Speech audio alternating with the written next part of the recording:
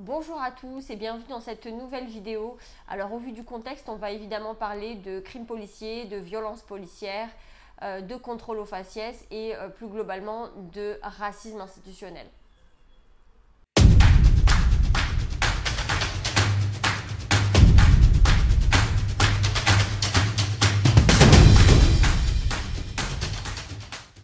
Depuis quelques jours, on a toute une caste politico-médiatique qui feint de découvrir ce qu'est le racisme dans la police, ce qu'est la violence des policiers à l'égard des populations issues de l'immigration et des populations qui vivent dans les quartiers populaires.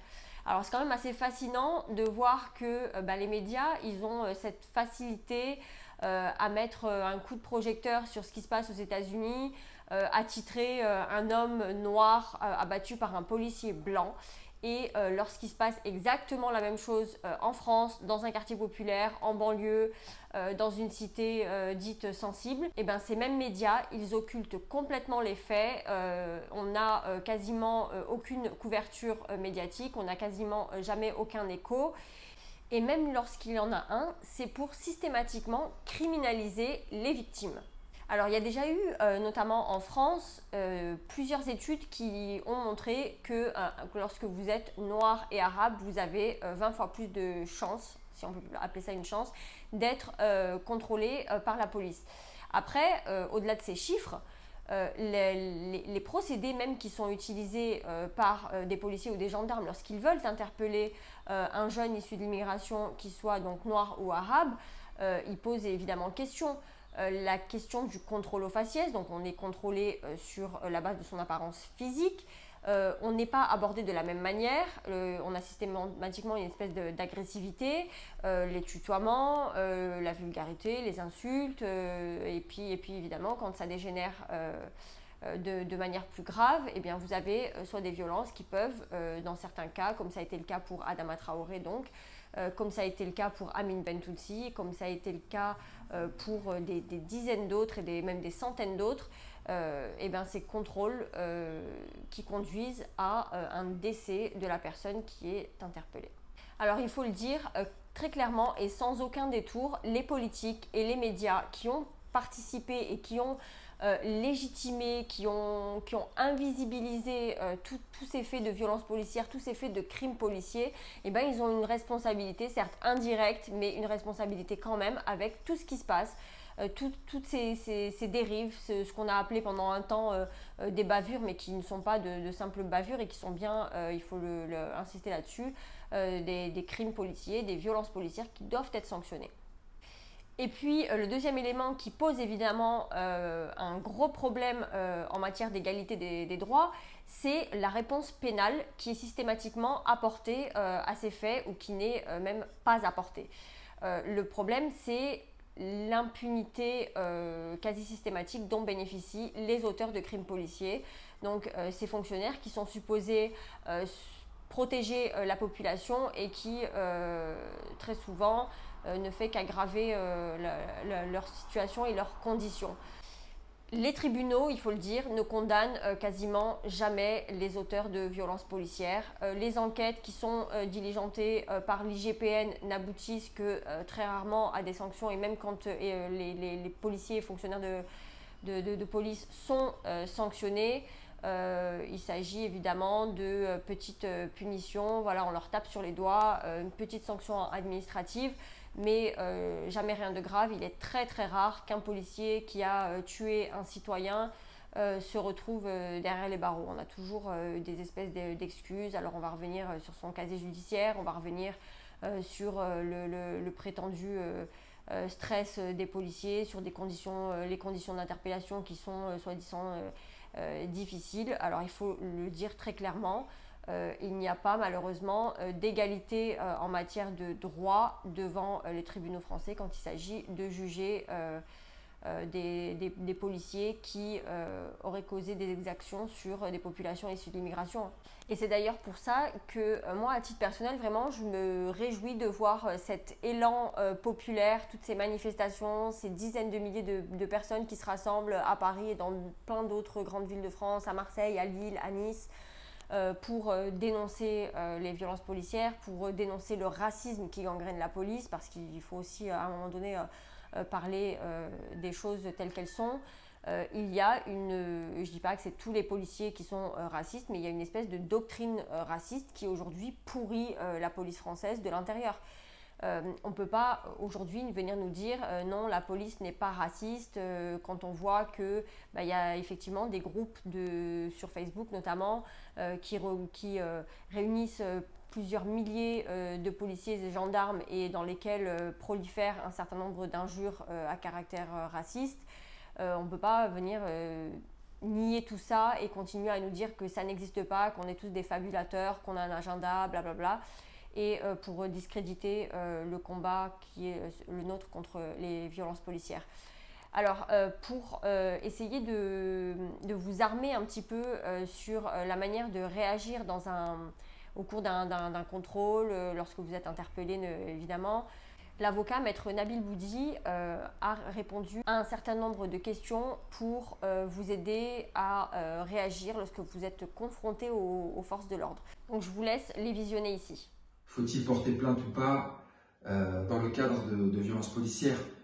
La question se pose tout le temps puisqu'il y a un sentiment d'impunité. Et ce n'est pas qu'un sentiment, c'est une réalité. Les policiers ne sont pas systématiquement renvoyés dans des procès correctionnels ou aux assises lorsqu'ils ont été coupables de violences policières, puisqu'ils sont protégés par le système.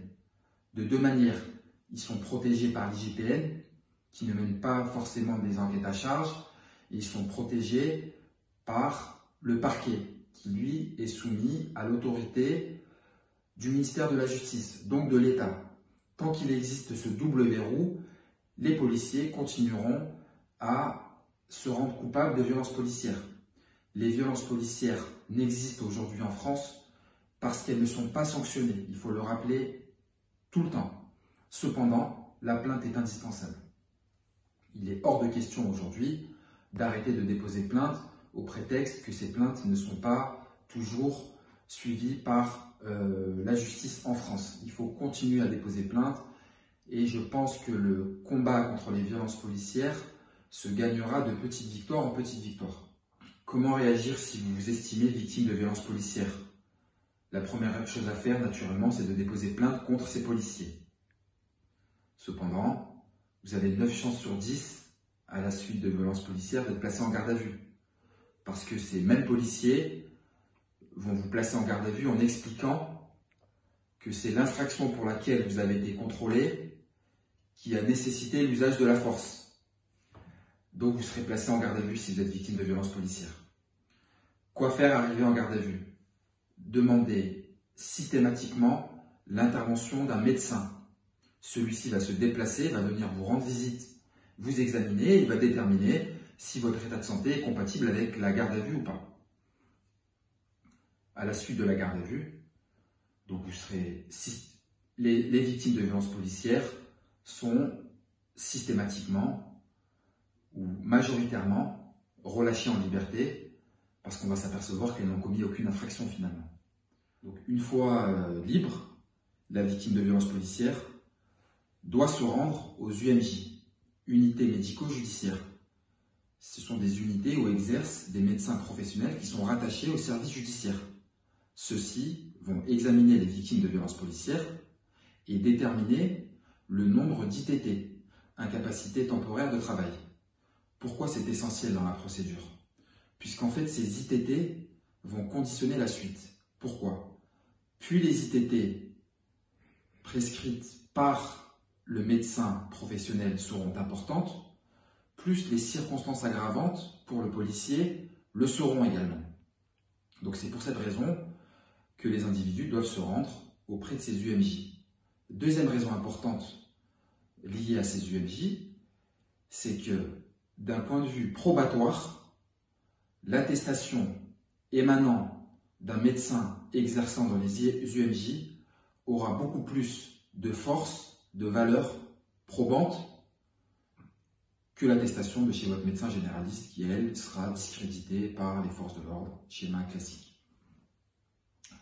Quels sont mes droits en garde à vue?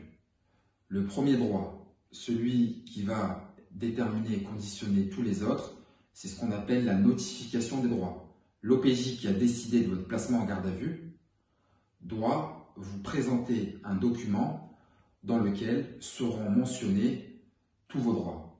Par exemple, alerter son employeur, demander à être examiné par un médecin, demander un interprète si vous ne parlez pas le français, demander la protection consulaire si vous êtes ressortissant d'un pays tiers, le droit de garder le silence ou de faire des observations, le droit d'être assisté par un avocat, le droit de s'entretenir avec un avocat, le droit de faire des observations. Vous avez également le droit d'avoir accès à certains documents de la procédure. Et vous avez le droit aussi de faire des observations au procureur de la République qui, lui, sera en mesure ou pas de lever la mesure. Pourquoi les policiers portent plainte à la suite de violences policières? Ils déposent quasiment systématiquement plainte, les policiers, pour violence, outrage, rébellion. Ce sont principalement ces 3 infractions qui ressortent. La police va déposer plainte pour justifier ces violences policières. En d'autres termes, à travers cette plainte, ils vont tenter d'inverser les rôles. La victime de violences policières va devenir le bourreau.